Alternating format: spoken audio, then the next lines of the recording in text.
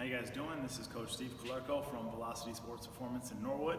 And for this week's weekly dose, we're going to talk about the 2 kettlebell front squat. More specifically, we're going to talk about the rack position for the 2 kettlebell front squat.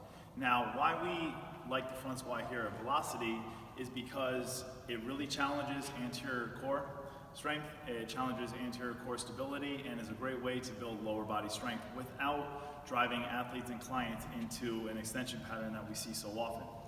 Now, one of the bigger issues is that to really chase those adaptations with kettlebells, you need to use heavier bells. So the rack position is very easy to get into when you're using lighter bells, but as the bells get heavier, we need a more efficient and more powerful way to get into the rack position without compensating at our lower back or having the bells loop out and bang onto our wrists. So the drill we're going to go over today is the clean high pull to get into a great rack position. Now I'm going to show you how most people, or ways that you can do this incorrectly. So what I'll show now as I'm moving the bells, so you can get a great side view, is how some people tend to loop the bells and then they end up crashing, on your wrist. Okay, so I'll do 2 swings and then I'll try to get them into the rack position.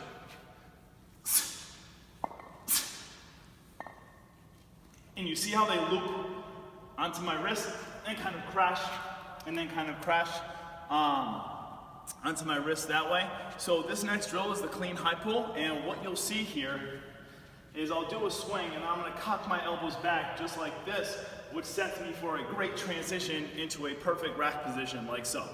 And much less impact on your wrist and a lot easier on your lower back as well. So I'll do 2 swings, I'll do 2 high pulls, and then I'll get into a great rack position.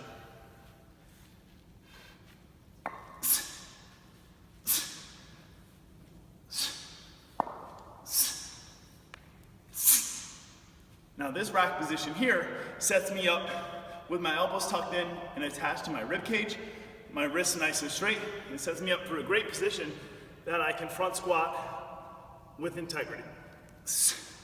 And then a great way, you just spread your feet out, you can tame the arc as the bells go through your hips and then end up in the starting position, or the same position that you started in.